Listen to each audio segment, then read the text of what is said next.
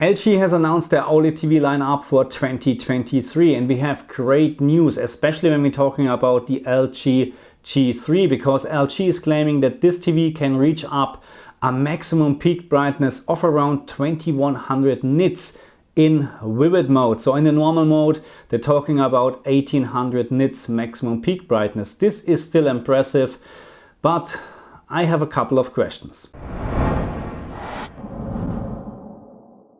Hello my friends and welcome back to my channel. My name is Markus and today we're talking about the new LG announcement for 2023, the LG G3. And I know they announced a couple of other models as well, but I like to focus on this TV because this is actually what I'm looking for. So LG is claiming that the new G3 in the sizes 65-inch will have a maximum peak brightness of 2100 nits in the vivid mode. So forget about that because vivid mode is just crap.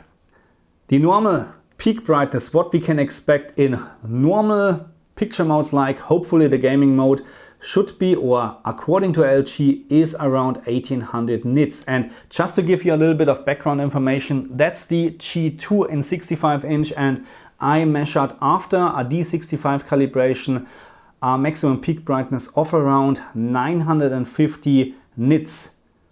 That's not bad. So 1800 nits now sounds of course much more on the paper, but is it in real also that? And yes, on the paper it sounds much more. 1800 nits versus 900 nits or almost 1000 nits is of course a better number, but in real it's actually not, because just to make you aware of that. So if we're talking about that we can actually see increasement in brightness, or let's say it like this: if you have a TV which outputs 1000 candela and you have a TV on next to it with a maximum peak brightness of 2000 candela or nits, your eyes would not be able to see this as twice as much of brightness. Okay, so you would need actually to have a TV with 1000 nits and then a TV with around 4000 nits, that you have the impression that the picture is twice as bright. So just to get this in relation to the 1800 nits, what we can expect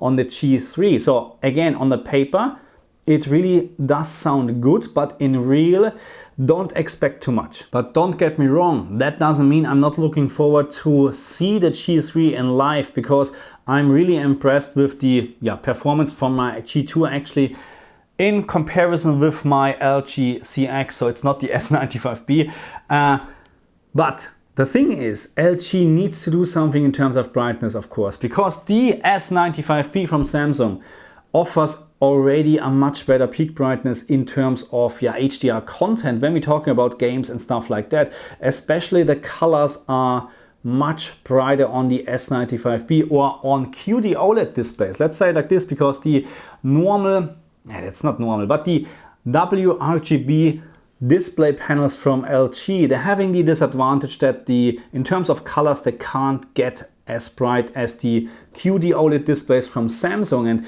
this is actually something what I like to talk about, because maximum peak brightness is nice to have, but what about colors? What about the brightness of colors? And that's where LG is, I wouldn't say way behind Samsung, but there is a noticeable difference when you compare an QD OLED TV in terms of colors with an LG TV. Because what you can see here, especially when we're talking about the wide color gamut, Samsung is actually, or the QD display technology can actually cover around 90% of the BT2020 wide color gamut, but on the other hand the WRGB OLED TVs, they're just covering around 76%, and you can see there is a big difference. And not just about the coverage, we have also a very big difference in terms of brightness or luminance from the colors. And this is something where, in my opinion, LG needs to work on, because color brightness is very, very important. The more peak brightness we get actually on a TV, because if we're not increasing also the color brightness, just to have a maximum peak brightness in a wide 10% window doesn't help at all in HDR content. Especially I'm looking of course in terms of gaming HDR. So LG needs to work on that, because when we compare this with Samsung, and when you compare this with the QD OLED displays, you can see the great or the actually big difference between the colors red, green and blue. 100 candela or 100 nits on the WRGB compared to 300 nits for red. That's a big number. And when we're looking at green, actually we have 350 nits on a WRGB OLED TV compared to over 1000 candela on a QD OLED TV. And last but not least, blue, 45 nits, which is not much of course, on a WRGB OLED TV compared to 136 nits on a QD OLED TV. That's a big difference. And even LG will increase the colors on their TVs. That doesn't mean that Samsung is not doing something similar, because I don't think that Samsung is waiting for LG to catch up. Nah, I don't think so. Samsung has a great technology with the QD OLED displays, and I think they will improve it. I hope so, because there's still disadvantages as well compared to the WRGB OLED TVs when we're talking about using a display like that for PC applications and stuff like that. I still prefer the WRGB because of color fringing and stuff like that. So, but that's something I'm very sure Samsung is working in the background to make it less visible or improve it. So in this case, I think LG has to do a lot of work, because just increasing the peak brightness on their TVs is not enough. So let's talk quickly about peak brightness, because I received a couple of comments already when I announced this actually, that LG has new TV lineup and maximum peak brightness of around 1800 nits.